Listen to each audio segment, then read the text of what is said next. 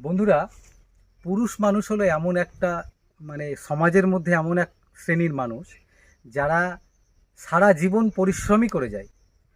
আমরা অনেক অনেক জায়গায় দেখি বড় বড় হেডলাইনে লেখা যে মাতৃ দিবস পালন ইত্যাদি ইত্যাদি, নারীদের প্রতি বিশাল সম্মান। আমি অবশ্য সবসময় নারীদের সম্মান করি, নারীদের শ্রমকে মর্যাদা দিয়ে থাকি।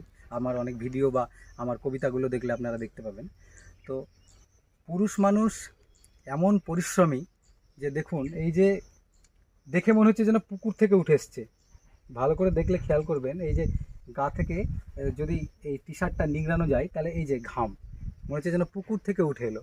এই প্রচণ্ড রৌদ্র এবং গরমে জমিতে কাজ করছিলেন এই দাদা। কি কাজ করছিলেন দাদা? কোদাল কোপাচ্ছিল। কোদাল কোপানো কি কিসের ধানের বীজ ফেলার জন্য বীজতলা তৈরি করছিলেন এই দাদা। বীজতলা তৈরি করছেন। এই যে পাশে এক কাকা রয়েছেন, এই কাকাও গা থেকে বোঝা যাচ্ছে মনে হচ্ছিল যেন এনারা পুকুরে মাছ ধরছিলেন বা অন্য কিছু।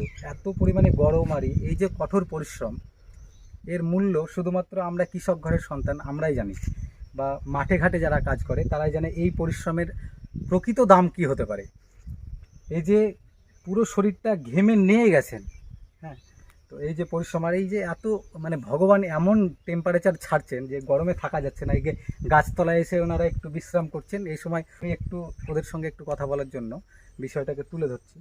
তো সত্যি বন্ধুরা, মানুষের পরিশ্রম, আপনারা কৃষকদের সম্মান করুন বা না করুন, এইগুলো দেখে অন্তত বুঝতে পারবেন যে হ্যাঁ, কতটুকু পরিশ্রম করলে জমিতে ফসল ফলে। আমরা তো সোনার ধান পাই জমি থেকে। তো এই বীজতলা তৈরি করতে গিয়ে এই যে পরিশ্রমটা তারা করেছে, হ্যাঁ, তাহলে মনে করুন ধানটা যখন আমরা হাতে পাই, ভাতটা যখন খাই, তখন কিন্তু এই কৃষকদের কথাটা মনে রাখবেন। একটু আপনারা মনে রাখবেন যে ধানটা উৎপন্ন করতে গিয়ে বীজতলা তৈরি করে সে বীজ তৈরি করার জন্য কতটা খাটতে, হ্যাঁ, কতটা পরিশ্রম করলে, কতটা খাটনি করতে হলে আপনারা সেই অন্নটা মুখে নিতে পারেন। দাদাকে কিছু বলার জন্য বলবো।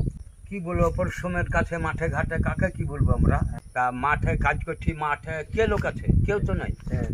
এই মাঠ থেকে পরিশ্রম করে এসে আমরা ধরেন গাছতলাতে একটু বসে আছি, হাওয়া খেছি। আর বাড়ি অনেক দূর, বাড়ি যেতে হবে। তো শুনলেন বন্ধুরা, বাড়ি অনেক দূর, মাঠে কাজ করতে এসেছে, একেবারে পরিশ্রমে ক্লান্ত হয়ে গেছে, এই যে ঘেমে একদম যাতা অবস্থা। তো এই শ্রমের মর্যাদা রাখার জন্য আপনাদের মনে যা আছে সেটা লিখবেন। ধন্যবাদ।